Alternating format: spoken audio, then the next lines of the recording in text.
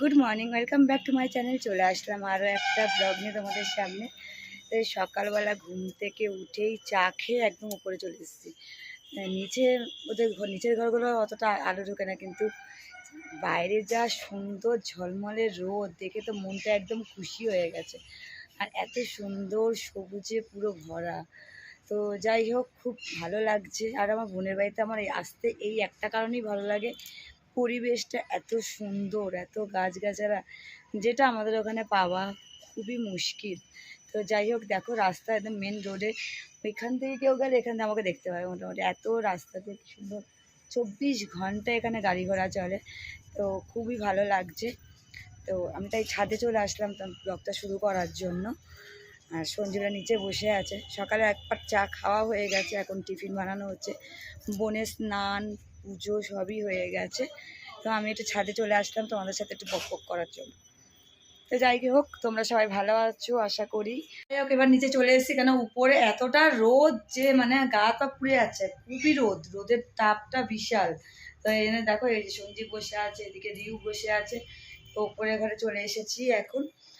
তো চলো, এখনো জুই ঘুমাচ্ছে, এখনো পর্যন্ত উঠুক, দাঁড়াও না। কালকে রাতে নাকি অনেক রাত অবধি জেগেছিল, রিউ বলেছে অনেক রাত অবধি জেগে আছিস।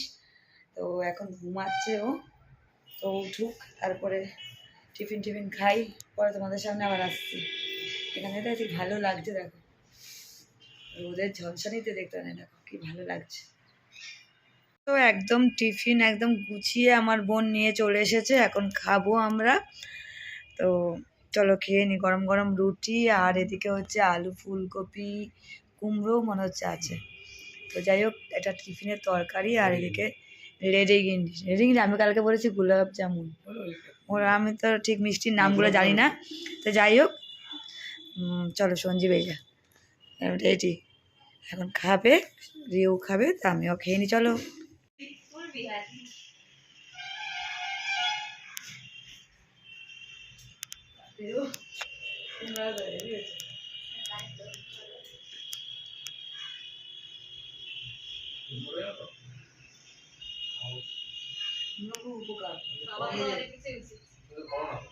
আমি কোনো রান্নাই করি না।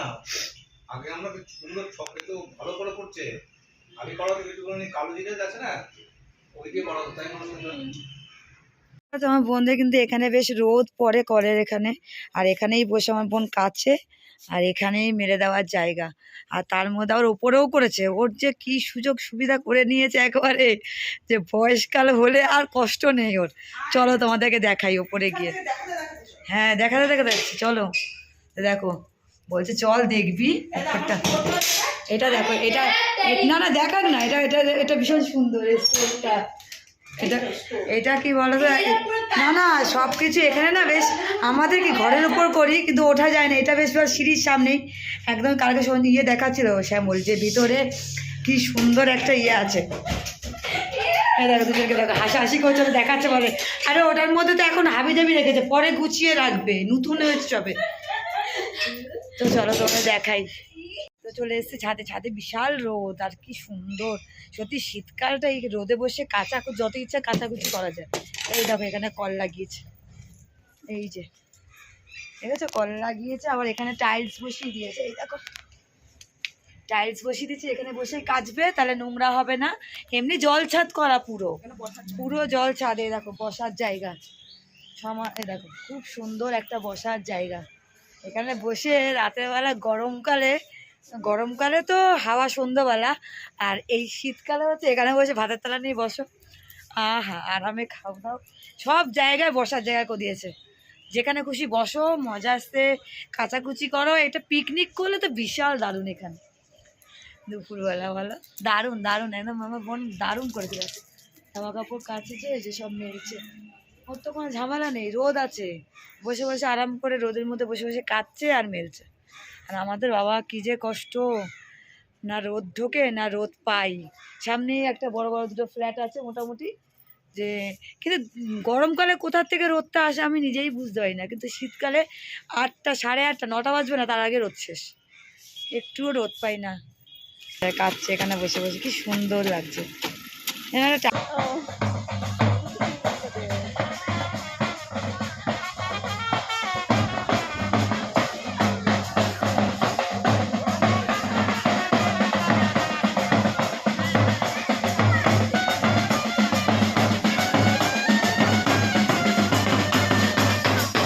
সুন্দর বিয়ে বাড়ি জল সইতে যাচ্ছে, আমরা তো উপর থেকেই দেখলাম, দারুণ লাগছে বেশ। আর বোনদের তো মোটামুটি সামনেই পুকুর, তো উপরের পুরো গা ঝলসে যাচ্ছে, তারপরে এই জন্য নিচে চলে আসলাম। প্রচণ্ড রোদ এবং গা পুড়ে যাচ্ছে। তো এবার স্নান করবো, তো চলো স্নান সেরে নিই। এই ঝগড়াঝাটি হবে না কোনো। গাইস দেখো আমরা এখানেই আজকে স্নান করেছি, খুব রোদ খুব সুন্দর। তো এই জন্য এখানে আমি প্রথমে করলাম, তো সঞ্জীবকে বললাম তুমি এখানে চলে আসছো, এখানে রোদ আছে।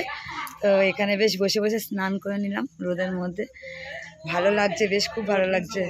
বাথরুমের এর থেকে বাথরুম বিশাল ঠান্ডা, তার থেকে ওপরে বেশ আরাম, জলটাও বেশ গরম গরম, তাই না? জলটা গরম না? জলটা দারুণ।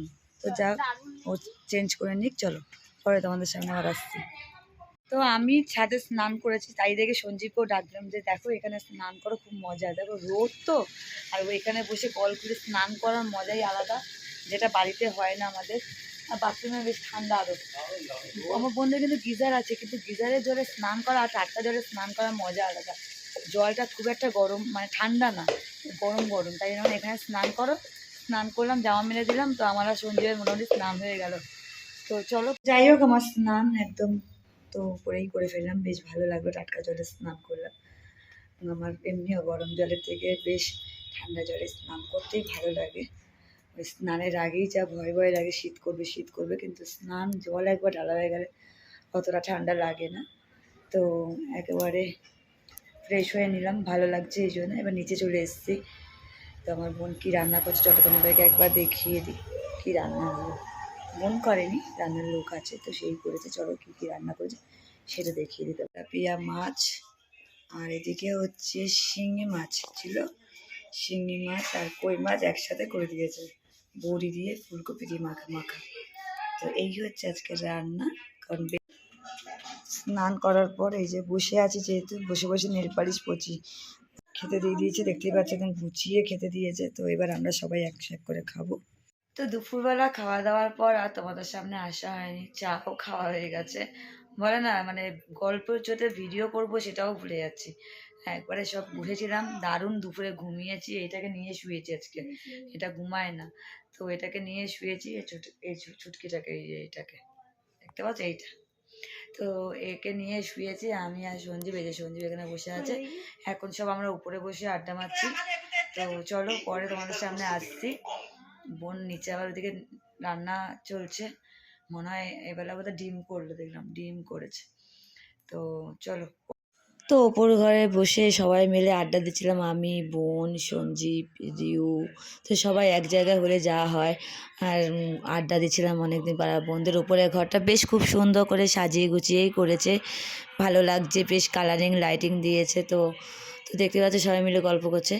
তো কোথাও কী বলতো, এই গল্প জিনিসটা হারিয়ে গেছে যাকে বলে। তো এখন এক জায়গা হলে সেটা হয়, আর না হলে তো সবাই যে যার মতো ফোন নিয়ে ঘাটে। তো অনেক দিন পর সঞ্জীবকে নিয়ে গেছিলাম, তো আড্ডা দেওয়া হচ্ছিলো। তো যাই হোক, তো চলো তারপরে তো গেলাম নিচে খেতে, খাওয়া দাওয়া করে নিলাম। আমাদের রাতের খাওয়ার একদম কমপ্লিট। বোন আবার রাতেবেলা ডিম করেছিল, তো খেয়ে নিয়েছি। এখন বাজে হচ্ছে 11:30।